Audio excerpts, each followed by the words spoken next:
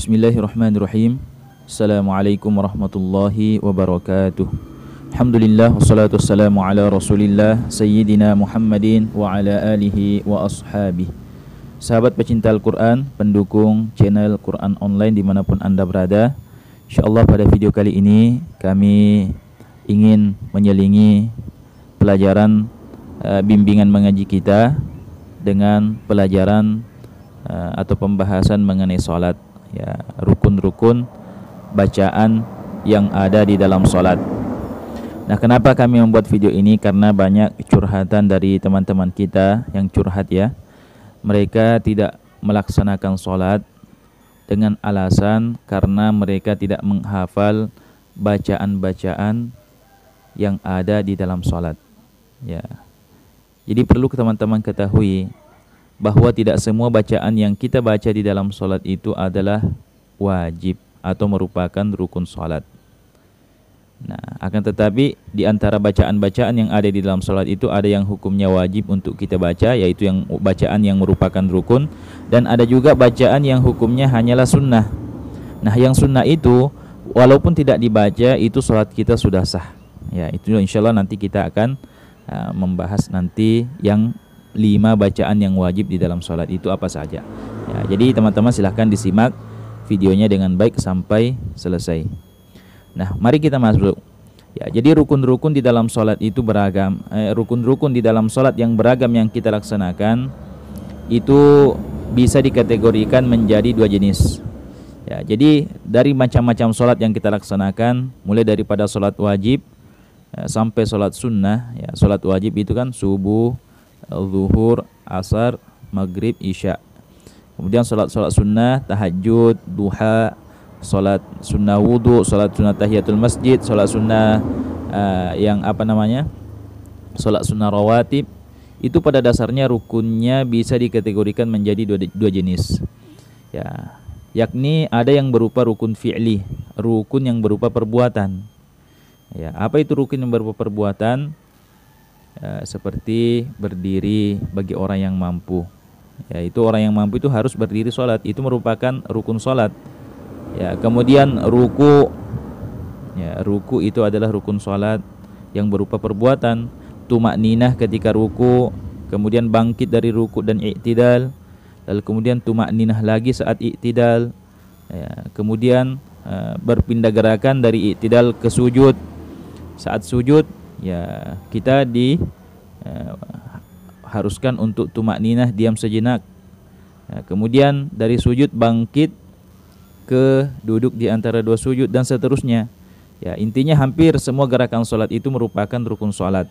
Ya, dan ini tidak susah, ya. Cukup kita melihat orang, seperti misalnya kalau kita ke masjid, cukup kita mengikuti imam, maka rukun fi'li atau rukun yang berupa perbuatan ini sudah insyaallah sudah tertunaikan. Nah, cuma yang menjadi masalah adalah rukun qauli. Ya, rukun qauli atau rukun yang berupa bacaan atau ucapan. Ya, rukun yang berupa bacaan atau ucapan. Ya, karena ada juga yang berupa rukun salat yang berupa ucapan atau bacaan. Nah, dalam pemaparan kali ini kita akan jelaskan tentang rukun salat yang berupa bacaan atau qauli. Nah, teman-teman tidak perlu khawatir.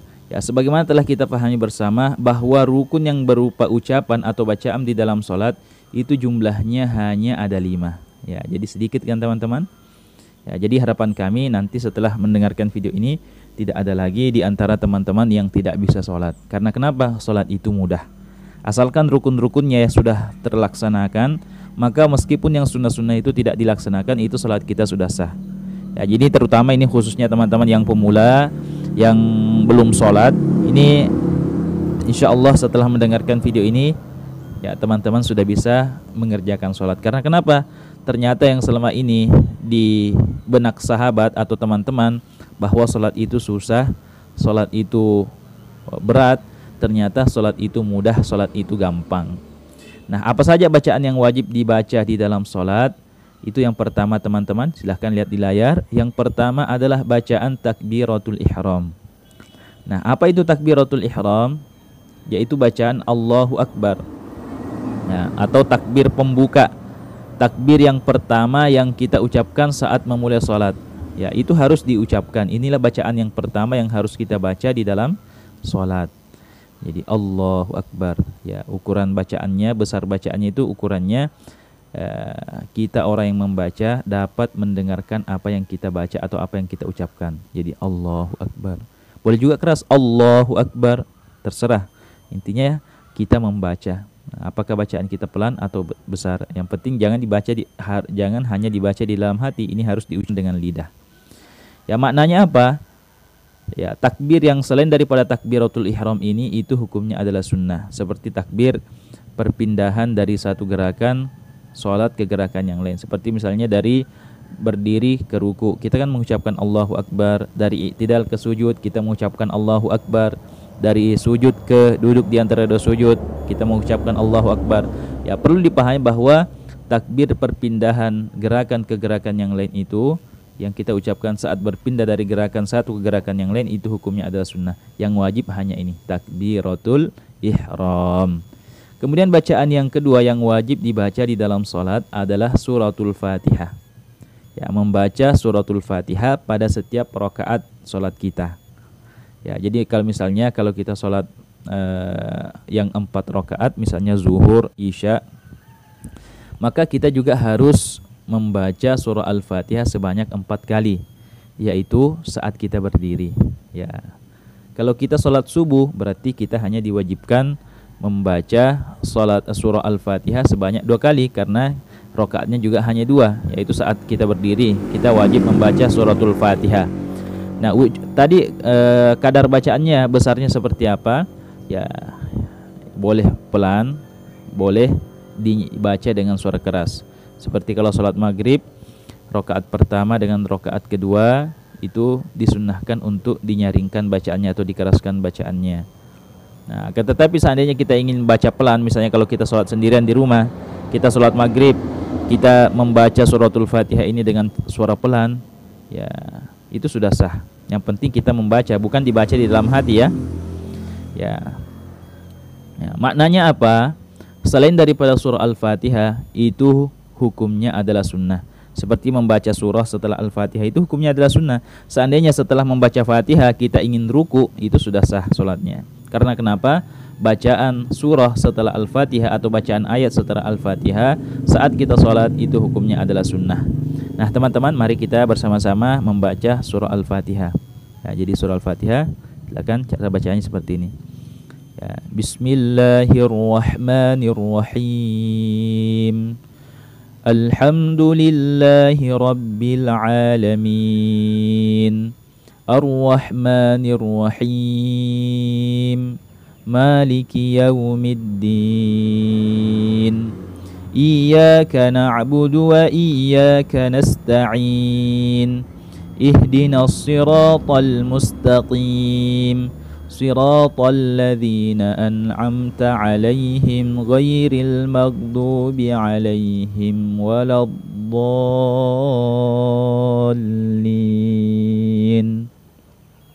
Ya, itu bacaan lambatnya. Boleh juga kita baca cepat. Bismillahirrahmanirrahim. Alhamdulillahirabbil alamin arrahmanirrahim maliki yaumiddin iyyaka na'budu wa iyyaka nasta'in ihdinas siratal mustaqim siratal ladzina an'amta 'alaihim ghairil maghdubi 'alaihim waladdallin. Boleh juga kita baca cepat seperti itu. Jadi ini bacaan yang wajib yang kedua adalah membaca surah Al-Fatihah dalam setiap rakaat salat kita. Ya, itu yang kedua teman-teman. Sekarang bacaan wajib yang ketiga adalah bacaan tahiyat akhir. Ya, bacaan tahiyat akhir. Ya, yaitu saat kita duduk yang terakhir sebelum kita salam. Ya, tahiyat. Jadi tahiyat yang pertama itu hukumnya adalah sunnah. Ya, kalau kita sholat maghrib, sholat isya, sholat asar itu kan 2 kali kita tahiyat. Nah, perlu kita ketahui bahwa tahiyat yang pertama itu bacaan tahiyat yang pertama itu hukumnya adalah sunnah. Ya, seandainya kita tidak membaca tahiyat pada pada tahiyat yang pertama, maka sholat kita sudah sah. Akan tetapi yang wajib itu hanya tahiyat akhir, yaitu saat kita duduk yang terakhir. Nah, apa itu bacaan tahiyat? Mari kita bersama-sama membacanya. At-tahiyyatul mubarakatus salawatut الطيبات لله السلام عليك أيها النبي ورحمة الله وبركاته السلام علينا وعلى عباد الله الصالحين ya asyhadu an la ilaha illallah wa asyhadu anna muhammadar rasulullah. Ya, jadi tahiyat akhir itu hanya sampai di sini yang wajib dibaca. Ya, mudahkan teman-teman. Ya, jadi teman-teman yang tidak menghafalnya boleh menulisnya di sebuah kertas, kecil dan boleh dibawa saat sholat. Ya, yang penting saat membacanya nanti ketika tasyahud akhir, ya, jangan bergerak banyak. Ya, jangan bergerak sebanyak dengan gerakan besar sebanyak 3 kali berturut. Nah, itu bisa membatalkan sholat kita. Ya, jadi atau teman-teman yang tidak bisa membaca tulisan Arabnya, ya, insya Allah kami nanti cantumkan tulisan Latinnya di deskripsi video ini. Atau boleh nanti teman-teman mengambil tulisan Latinnya di admin. Ya, coba nanti hubungi 0823 4683 0141. Nanti kita kirimkan kepada teman-teman yang tidak bisa membaca tulisan Arab. Kami nanti akan tuliskan dengan tulisan Latin, ya. Ya, jadi ini yang wajib teman-teman. Ya, at-tahiyyatul mubarakatus shalawatut thayyibatu lillah sampai wa asyhadu anna muhammadar rasulullah. Inilah bacaan yang ketiga yang wajib dibaca di dalam salat. Kemudian yang keempat, bacaan yang wajib dibaca di dalam salat adalah salawat kepada Nabi sesudah tasyahud akhir. Ya, jadi setelah tadi kita membaca wa asyhadu alla ilaha illallah wa asyhadu anna muhammadar rasulullah, ya, kita membaca salawat kepada Nabi. Allahumma salli ala sayyidina Muhammad. Ya, setelah tahiyat akhir, ya, boleh menggunakan sayyidina, boleh tidak menggunakan sayyidina. Itu di dalam mazhab Syafi'i sendiri itu ada yang menganjurkan membaca sayyidina, ada juga ulama kita yang mengatakan tidak usah pakai sayyidina. Ya, jadi terserah teman-teman mau pakai yang mana, mau pakai sayyidina atau tidak pakai sayyidina, itu semuanya boleh-boleh saja. Ya, orang yang mengatakan menggunakan sayyidina itu katanya sebagai bentuk penghormatan kepada Nabi. Kalau tidak salah Imam Romli, ya, Imam Romli dalam mazhab Syafi'i. Ya, kemudian yang mengatakan tidak usah pakai sayyidina, kalau tidak salah Al-Imam Ibnu Hajar, guru kita Al-Imam Ibnu Hajar mengatakan tidak usah menggunakan sayyidina. Ya, kalau tidak salah seperti itu yang kami dengarkan kemarin dari guru kita Gus Zaka Qutbi. Jadi membaca sholawat setelah tasyahud akhir, ini bacaan yang keempat. Mudah kan teman-teman? Kemudian yang terakhir, bacaan yang kelima yang wajib dibaca di dalam sholat, ya, adalah salam yang pertama. Oh ya, kita kembali dulu ya. Kita kembali. Ya. Salam yang pertama. Assalamualaikum warahmatullah. Maknanya salam yang kedua itu hukumnya tidak wajib. Yang wajib itu hanyalah salam pertama, yaitu yang mana biasanya kita ketika mengucapkannya menghadap menoleh ke kanan. Menoleh ke kanan. Adapun salam yang kedua yang biasanya kita menoleh ke kiri itu hukumnya sunnah. Jadi seandainya kita selesai salam pertama lalu kemudian kita mundur, maksudnya keluar dari sholat, itu sudah sah. Karena itu hanya itu yang wajib. Ya, jadi itulah 5 bacaan yang wajib di dalam sholat. Ya, seperti tadi tahiyat akhir, hanya inilah bacaan yang wajib di dalam sholat ini. Tahiyat akhir dengan sholawat. Jadi maknanya bacaan yang kita baca saat sujud, bacaan yang kita baca saat i'tidal, bacaan yang kita baca saat duduk di antara 2 sujud, bacaan yang kita baca pada tahiyat yang pertama, itu hukumnya adalah sunnah teman-teman. Seandainya kita tidak baca, itu sholat kita sudah sah. Jadi cukup teman-teman menghafal yang 5 ini. Ya, sekarang kita evaluasi dulu. Ya, saya kira yang pertama ini tidak ada yang tidak hafal, ya. Allahu Akbar. Ya, pasti semuanya sudah hafal, ya. Takbiratul ihram, Allahu Akbar. Masa takbiratul ihram enggak hafal teman-teman, ya? Ini mudah sekali. Kemudian yang kedua, suratul Fatihah. Ayo, silahkan komentar teman-teman yang tidak hafal suratul Fatihah. Ya, kami kira semuanya hafal, ya. Sedangkan jangankan orang besar, anak kecil saja yang umuran belum masuk TK itu kadang sudah hafal. Ya, masa teman-teman yang sudah besar tidak hafal? Tapi ya kalau memang tidak hafal, teman-teman boleh nanti menghubungi kami akan buatkan tulisannya, tulisan Latin surah Al-Fatihah dengan tulisan ABCD atau tulisan Latin, insyaallah nanti akan kami kirimkan kepada teman-teman. Silahkan teman-teman hubungi kami di 0823 4683 0141 ya, insyaallah. Ya, ini mudah ya dihafal. Ya, mungkin hanya yang sulit dihafal itu, yang agak berat dihafal ini hanya bacaan tahiyat akhir. Namun kami juga sudah buatkan videonya tahiyat akhir, kami ulang sampai 20 kali itu. Ya, insyaallah nanti kami buatkan videonya lagi. Kalau ada teman-teman yang berminat, yang tidak hafal, kami akan buatkan tulisan Latinnya atau kami akan buatkan videonya, kami akan putar berulang-ulang. Silahkan saja menghubungi kami. Ya, atau kalau teman-teman tidak hafal, sebagaimana yang kami katakan tadi, teman-teman boleh menulisnya dengan tulisan Latin di kertas, lalu dibawa saat sholat. Ya, itu ya. Kemudian yang keempat yang wajib teman-teman adalah bacaan salawat kepada Nabi sesudah tasyahud akhir. Ini juga pendek sekali, Allahumma salli ala Muhammad atau Allahumma salli ala Sayyidina Muhammad. Ya, kemudian yang terakhir, bacaan yang harus dibaca di dalam salat adalah salam yang pertama, Assalamualaikum warahmatullah. Jadi mudahkan teman-teman. Ya, jadi itulah 5 bacaan yang wajib dibaca saat kita mengerjakan salat. Ya, mudah-mudahan kami harap setelah mendengarkan video ini tidak ada lagi teman-teman kita yang tidak melaksanakan sholat hanya dengan alasan karena tidak menghafal bacaan-bacaan yang ada di dalam sholat. Ya, kemudian masalah sholat berjamaah, ya mungkin jika teman-teman tidak sanggup ke masjid untuk berjamaah, mungkin karena ada kendala, mungkin karena rumahnya jauh, atau mungkin karena ada orang tuanya yang dijaga di rumah, yang sudah sepuh, yang tidak mau ditinggalkan, atau karena urusan pekerjaan, maka teman-teman boleh mengerjakan sholat sendirian di rumah. Atau jika lebih baiknya lagi, jika tidak bisa berjamaah ke masjid, teman-teman bisa berjamaah di rumah bersama dengan keluarga. Yang punya istri boleh berjamaah dengan istrinya dan anak-anaknya.